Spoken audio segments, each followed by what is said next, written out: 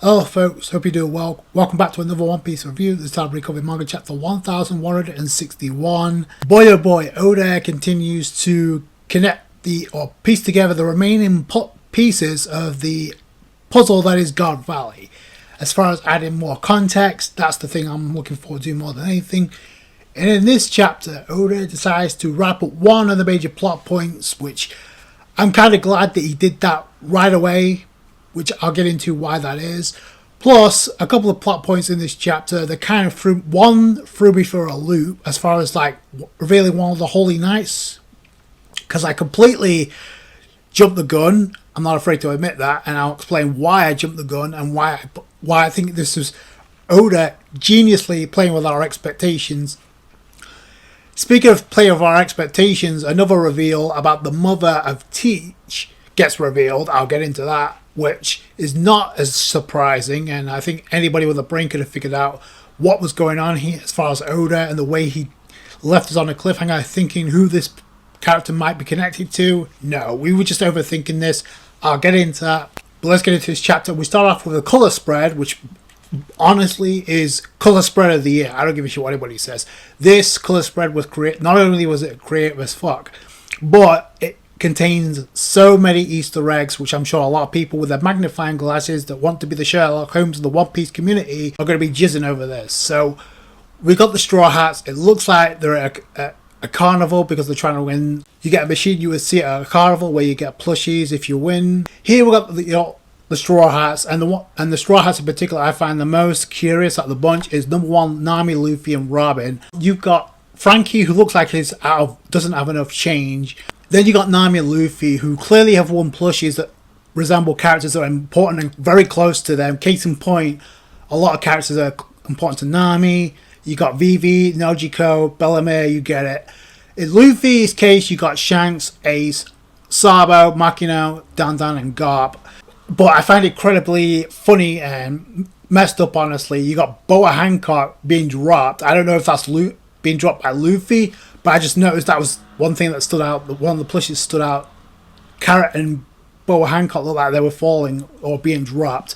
Then you got Robin, who's adorable as all hell in this colour spread. I don't know if she's concerned because she realizes it's the real Chopper, because you got Nami and Luffy fighting over a plushie of Chopper. Then you got the real Chopper, who's wearing a t-shirt that says Rogue. You got Usopp trying to win Chopper, so I'm guessing they are aware that's the real Chopper. Then you got Brook hanging upside down for whatever reason. And whenever I think of Brook, I'm thinking of Gunko right now. Then you got Jinbei in the background resting on Soul, and Robin seems more concerned about Chopper. Did anybody else find that strange? Chopper's freaking out, and Robin's got this adorable expression like she's scared, but the expression she gives kind of reminds me of the one that Shakky has by the end of this chapter. The only difference here is Robin's not crying, but spoiler alert, they both deal with the same asshole, past and present. So I find that very ironic. I don't know just about anybody else, but that's something that's just stuck out to me when going back to this colour spread after you read this chapter. Obviously, the title of this colour spread is What We Hold Dear in Our Hearts Forever. So that was cool. Like I said, I think it's one of the best colour spreads of the year. Definitely one of the most creative Oda's come up with, so I love that. Then we got the actual cover page, the Yamato cover story, and paying homage to the heroes or the Kozuki members, the fallen members of the Kozuki clan, because you got Kinemon and Momonosuke right beside Yamato, so that's pretty cool.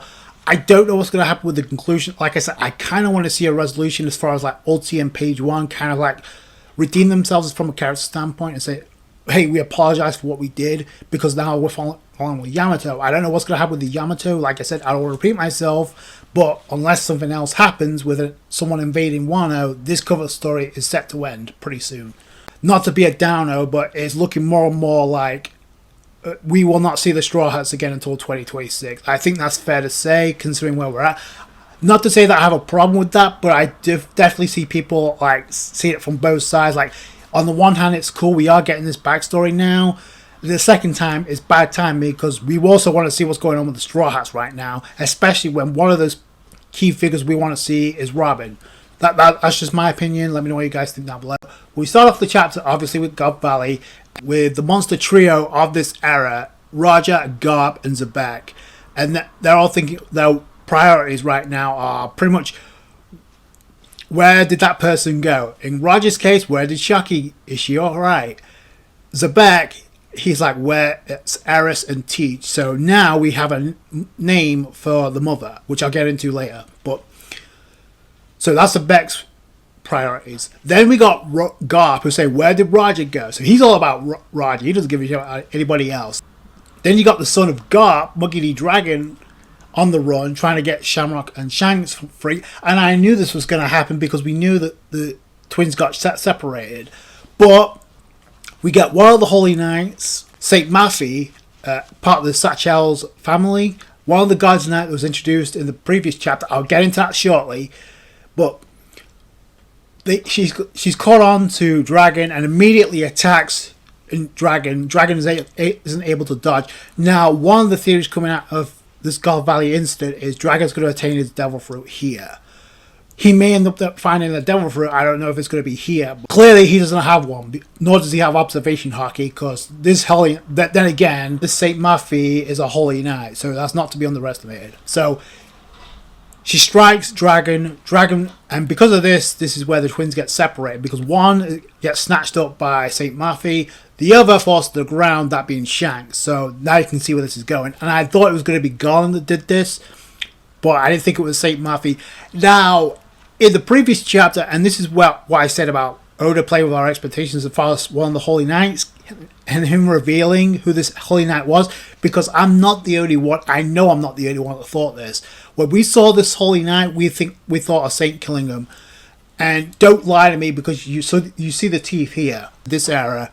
We got the panel in the previous chapter, and in that chapter, in that panel as well, Saint Maffey has the same teeth as Saint Killingham. So this is why I kind of jumped the gun and thought that was Saint Killingham, for two reasons. One, not only the appearance, but also because of the fact that we have two Holy Knights that are present right now. One being Saint Summers, who's still a Holy Knight, and the other being, despite the hairstyle and the hairdo, Gunko apparently never ages. So there's that too.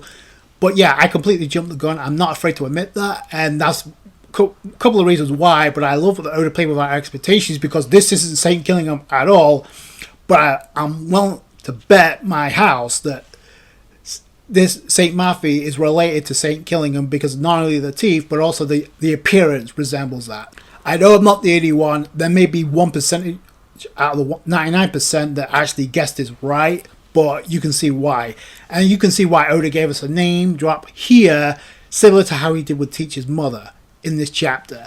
He's playing with our expectations. If you don't think Oda did this intentionally, go back to the panel, not to be a perv, but look at the way that St. Garling's hair is positioned. It's covering her chest, right? So you can't see the difference. I'm sorry, but you can't. So don't even lie to me about that. So Oda knew what he was doing there. He knew what he was doing with the character errors, because he never name dropped the mother of Teach and the wife of Zabek when we first got introduced, which is why a lot of people had the interpretation that they did, and why Oda, in my opinion, did that deliberately, and why he didn't give us a name. It's part of his job. Even if we thought there wasn't a chance, even if he gets you to think about it, Oda's doing his job. So I don't care what you think. That's Oda doing his job. That's the reason he didn't give us a name then, because it made you think. So clearly, Eris, unless we find out there's more to the Nico Olivier lineage, then no, it's not a character connected to Nico Olivier or Nico Robin, which I'm fine for, because I don't know what that would have done for Nico Robin anyway. I said that in my last review, but here it's like Dragon gets struck down by Saint Maffey, which is badass because she used a blast breast, kind of remind me of Kaido a little bit, to take down Dragon. I don't know if there's sense of irony there, but his one instinct is to rescue one of the children. So if I can't do this, like, I'm here to atone for setting up this twisted murder game. So even Dragon feels responsible for this. So before Saint Maffey comes in and actually kills Dragon, he's technically saved by Newgate Whitebeard, because Whitebeard's attack comes out of nowhere and just slices her in half. I love that Newgate, even during this attack, Lyndon and Newgate are arguing about this. Lyndon's like, I could have died.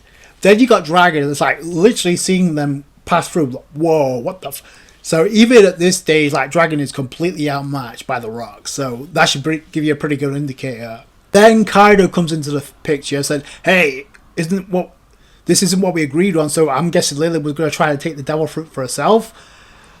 So Kaido's like, he caught on, said, you better fulfill your promise. She technically did, but I love that we got the back and forth here. Then Shakky comes in, and he's all about, these scrubs are after Shakky. So we get the panel of the four. These four, Kaido, Shakky, Lin, and Newgate, on top of Glorious Soa and Stussy, spoiler alert, are pretty much going to be the only survivors of the God Valley incident that is tied to the Rocks, unless we find something else different. This plot point is done to separate the twins, with Saint Matthew capturing Shamrock. Obviously, Dragon is able to, like, rescue Shanks. So that's how.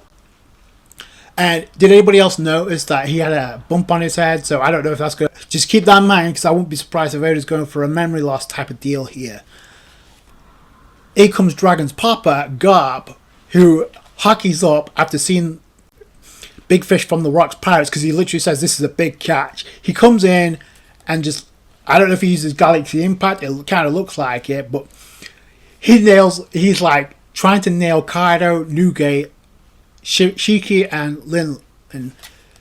But you see a panel of Kaido, Lin, and Newgate try to outrun Garp's punch.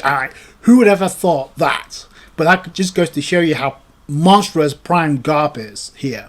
Now, we don't see Shakky in this scene, but I'm pretty sure he's also in that area. So I don't know what happened to him, but we know he gets captured. That's the thing we know.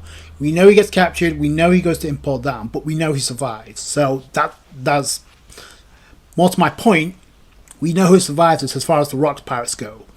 Then speaking of survivors, we got Kuma and Ivankov who are seeing this go down. So I like we're getting added asterisks as far as, like, even though we see the Kuma backstory incorporated into the God Valley incident, we're getting more and more details, more and more pieces to that jigsaw puzzle that's going to finally piece together by the time this flashback is over with. So I'm glad that's what Oda's going with.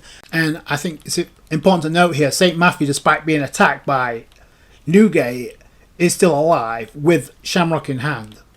So we've got St. Matthew with one, and we've got Dragon with the other. So Oda did that deliberately. And this is where we go into the other portion of this chapter, where Oda focuses on the Shakayaku rescue operation, because you got members of the Rocks Pirates, you got the Rogers Pirates, like, they're all going for Shakky, and I love how Glorious is there as well. But we know who the winner's going to be. Like, Oda's doubling down on the asshole that is Saint Summers, because not only the way he was treating the child in the previous chapter, but now the way Saint Summers was abusing Shakayaku and attempted to torture Shakayaku. So not much has changed from the past and the present. So we see some of the father being taken out by Shakky, even though she's shackled. So I guess it answers our question. She never had a devil fruit, which kind of makes the question, how broken is this era?